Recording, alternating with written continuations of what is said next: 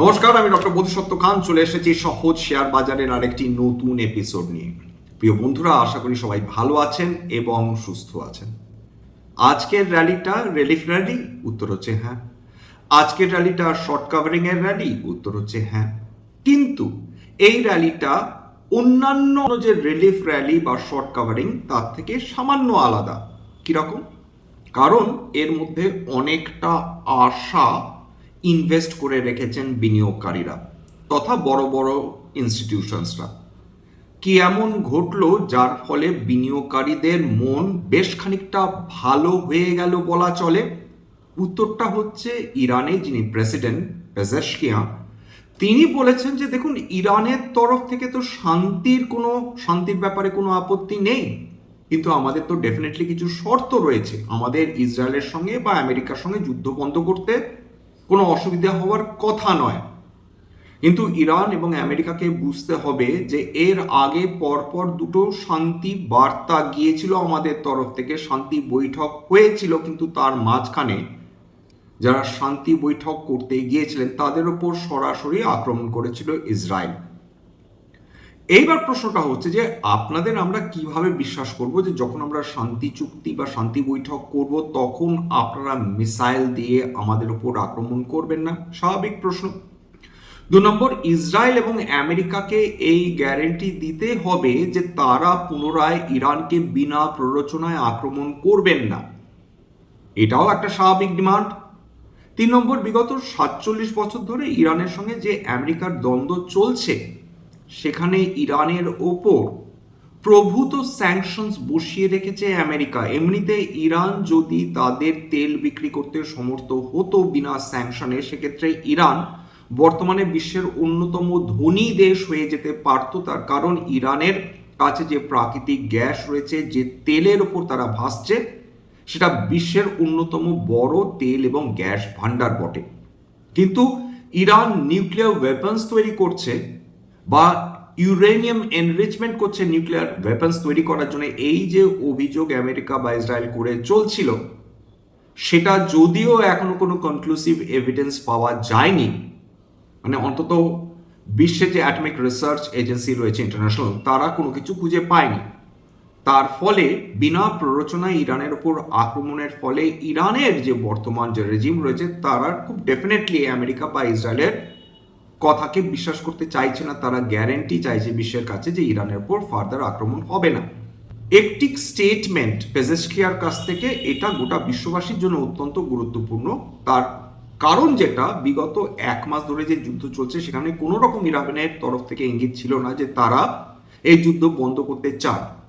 অন্যদিকে ট্রাম্প, তিনি শান্তি হচ্ছেই, ইরান আমাদের কাছে অ্যাপ্রোচ করেছে, এই কথাগুলো বলে চলছিলেন এবং খুব স্বাভাবিকভাবে বিশ্ব সেটা বিশ্বাস করছিল না। তিনি এটাও বলা শুরু করেছিলেন যে স্ট্রেট অফ হরমুজ নিয়ে আমাদের কোনো মাথা ব্যথা নেই, আমরা 2 থেকে 3 সপ্তাহের মধ্যে এখান থেকে বেরিয়ে আসবো, ইরানের থেকে, অর্থাৎ ইরানের সঙ্গে যুদ্ধ করার থেকে বিরত হব। সেটা তারা সত্যি সত্যি হবে কিনা আমরা কেউ জানি না।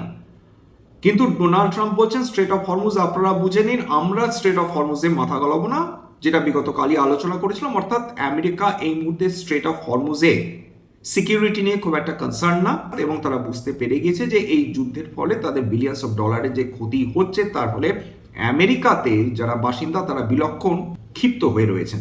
এই বছরের শেষের দিকেই কিন্তু মিড টার্ম ইলেকশনস রয়েছে এবং ডোনাল্ড ট্রাম্পের যেটা সম্ভাবনা দেখা যাচ্ছে যে ডোনাল্ড ট্রাম্প এই মুহূর্তে সেই ইলেকশন হেরে যাওয়ার কাছাকাছি রয়েছে। অর্থাৎ সেখানকার যারা পলিটিক্যাল অ্যানালিস্ট রয়েছেন তারা এরকম মন্তব্য করছেন, বিশেষ করে ডোনাল্ড ট্রাম্পের অযাচিতভাবে ইরানের এই যুদ্ধে অংশগ্রহণ করে জনগণের ট্যাক্সের টাকা সেটা ইসরায়েলের উপর খরচ করে তার দেশকে বিলক্ষণ বিপদে ফেলে দিয়েছেন বটে, বিশেষত যেখানে অলরেডি $39 ট্রিলিয়ন আমেরিকার মাথার উপর ঋণ রয়েছে। ইরানের তরফ থেকে একটি বক্তব্য, প্রেসিডেন্ট ট্রাম্পের তরফ থেকে একটি বক্তব্য যে তিনি ইরান যুদ্ধ থেকে বেরিয়ে আসার চেষ্টা করছেন বা তিনি বেরিয়ে আসবেন। এর ফলে বিশ্ববাসী স্বস্তি পেয়েছে, বিনিয়োগকারীরা স্বস্তি পেয়েছেন, ট্রেডাররা স্বস্তি পেয়েছেন বলা যেতে পারে। আরেকটা মারাত্মক ফ্যাক্টর আজকে কিন্তু ভারতীয় শেয়ার বাজারে সেটা রিফ্লেক্টেড হয়েছে। ভারত সরকার যে 3টে সেক্টরের উপর ফুললি কনসেন্ট্রেট করতে চাইছেন, যে সেক্টরগুলো এই মুহূর্তে তাদের নয়নের মণি হয়ে উঠেছে বা তারা যেটা বুঝতে পেরেছেন যে এই তিনটে সেক্টরের মাধ্যমেই ভারতবর্ষের অর্থনৈতিক উন্নতি সম্ভব। এই সেক্টরগুলোর দারুণ এক্সপোর্ট ক্যাপাবিলিটি রয়েছে। এই সেক্টরগুলো ভারতবর্ষকে একটি টেকনোলজিক্যাল এজ দেবে। এই সেক্টরগুলো ভারতবর্ষকে এনার্জি সাফিসিয়েন্ট করে তুলতে পারে। ফলে ভারত সরকার বিগত কয়েক বছরের বাজেট, এই বছরের বাজেট এবং ফার্দার যে পলিসি মেকিং গুলো চলছে এবং যে ডিসিশনসগুলো নেওয়ার কথা উঠছে, তার ফলে এই তিনটে সেক্টর বিশেষ করে বিনিয়োগকারীদের জন্য ভীষণ গুরুত্বপূর্ণ হয়ে উঠছে। সরকার এই তিনটে সেক্টর অর্থাৎ রিনিউয়েবল এনার্জি, সেমিকন্ডাক্টরস, ডিফেন্স, এই তিনটে সেক্টরকে নিয়ে বলা যেতে পারে এক ধরনের অবসেশন তৈরি হচ্ছে তাদের। সেমিকন্ডাক্টর সেক্টর নিয়ে একটা বড় ঘোষণা এসছে।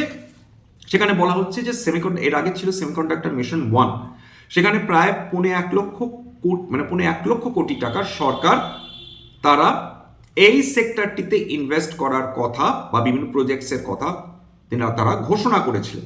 এইবারের যে ঘোষণা অর্থাৎ ইন্ডিয়া সেমিকন্ডাক্টর মিশন 2, তার জন্য সরকার 1,20,000 কোটি টাকা বরাদ্দ করেছেন এবং ফিনান্স মিনিস্ট্রি সেটা এগ্রি করে গিয়েছেন। ISM 2 বলা হচ্ছে সংক্ষেপে। সেখানে মূল লক্ষ্যটা কেবলমাত্র ম্যানুফ্যাকচারিং নয়, অর্থাৎ সেমিকন্ডাক্টরস ম্যানুফ্যাকচার করলাম সেটা নয়, আরো গভীরে তারা চলে যাচ্ছেন। কিরকম? তাদের বক্তব্য অনুযায়ী রিসার্চ অ্যান্ড ডেভেলপমেন্টে full focus 1 number, chip designing number 2 এবং 3 নম্বর হচ্ছে ইনোভেশন। এই তিনটে অর্থাৎ টোটাল যে ভ্যালু চেন বা ইকোসিস্টেম, সেমিকন্ডাক্টর ইকোসিস্টেম, তার উপর সরকার ফুল ফোকাস করতে চাইছেন।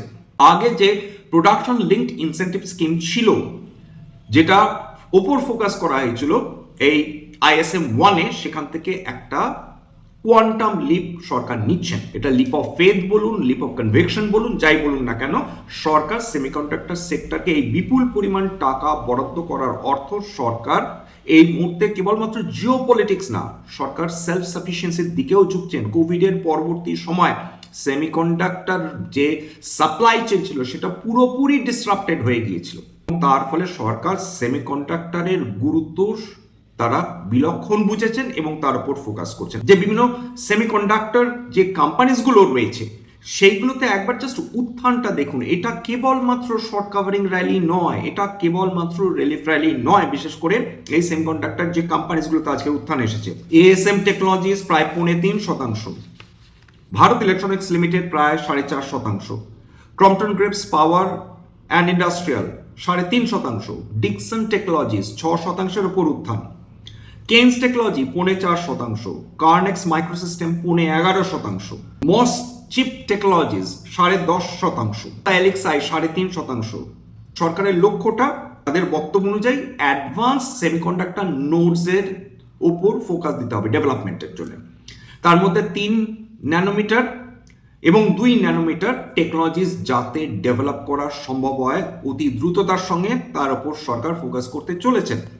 অলরেডি বেশ কয়েকটা গ্রুপ তারা গুজরাটে তারা নিজেদের প্লান্টস অর্থাৎ semiconductor fabrication plant, chip packaging unit, যে টোটাল ভ্যালু সিস্টেমটা রয়েছে সেমিকন্ডাক্টরসের, এর মধ্যে টাটা টেকনোলজিস রয়েছে, টাটা গ্রুপের, ক্রম্পটন গ্রিপস রয়েছে, কেন্স টেকনোলজি রয়েছে। রিনিউয়েবল এনার্জি সেক্টর নিয়ে বহুদিন ধরেই আলোচনা করে যাচ্ছি। সরকার তারা ফুল ফোকাস দেবেন ভারতবর্ষকে কিভাবে এনার্জি সিকিউরিটি প্রোভাইড করা যায়।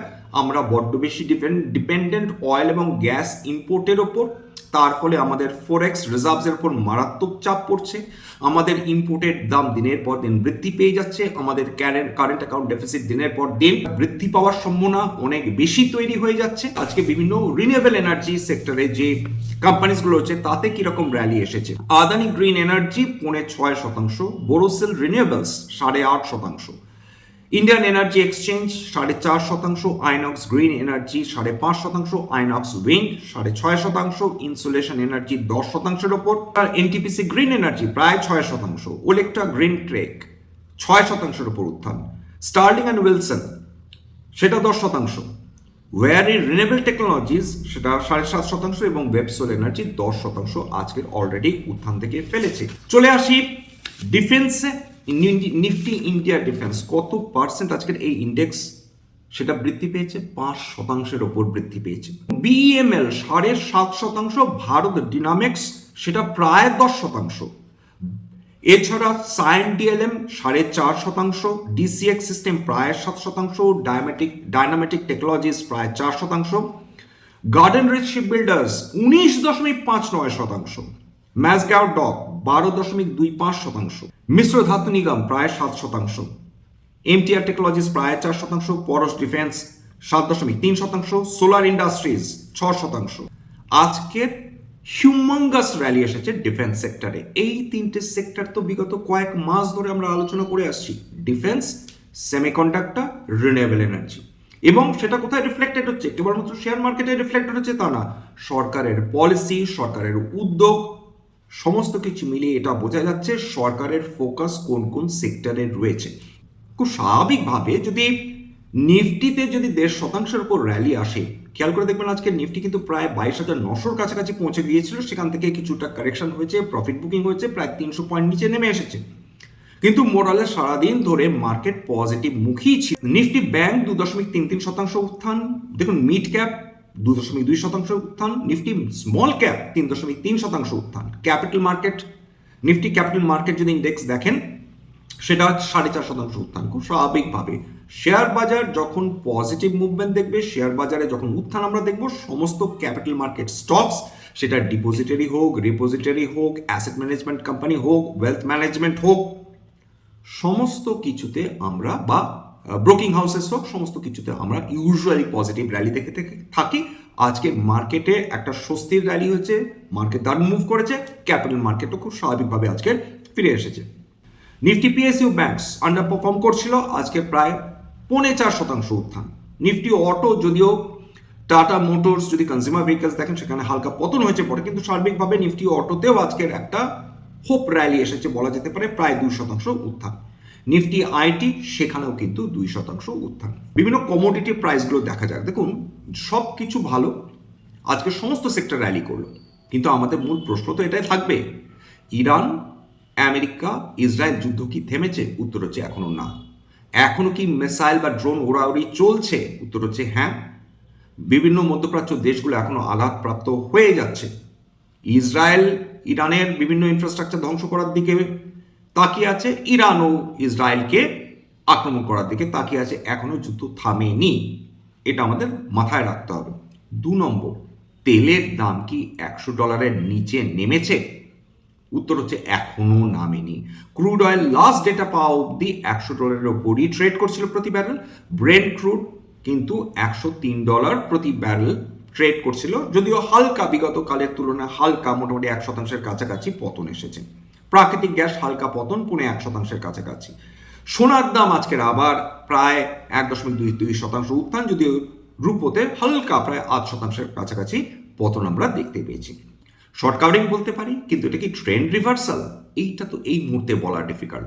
আজকে রাতে যদি পরস্পর এই কয়েকটি দেশ নিজেদের আক্রমণের যদি তীব্রতা না বাড়িয়ে দেয়, যদি আমরা এই ক্রুড অয়েল বা ব্রেন্ট ক্রুডের দাম আমরা কমতে দেখি আজকে, তাহলে কিন্তু একটা সম্ভাবনা থেকে যায় যে বাজার ফার্দার তারা কনসলিডেট করতে পারে। কিন্তু আজকেরও যদি দেখি ক্রুড অয়েলের দাম রাতের দিকে বেড়ে যাচ্ছে, বা যুদ্ধের যে তীব্রতা সেটাও বেড়ে যাচ্ছে, তাহলে কিন্তু মার্কেটের ট্রেন্ড রিভার্সাল আসবে, এত বড় কথাটা বুক ঠুকে বলা যায় না। স্ট্যান্ডার্ড ডিসক্লোজার যে কোম্পানিগুলো নিয়ে আলোচনা করলাম, হতে পারে আমার বা আমার পরিবারের এই কোম্পানিগুলোতে ভেস্টেড ইন্টারেস্ট, কয়েকটিতে ভেস্টেড ইন্টারেস্ট থাকলেও থাকতে পারে, ভবিষ্যতে যদি নতুন করে কিনি বা বিক্রি করে আগামী বিজ্ঞপ্তি দিয়ে কিনতে বা বিক্রি করতে পারবো।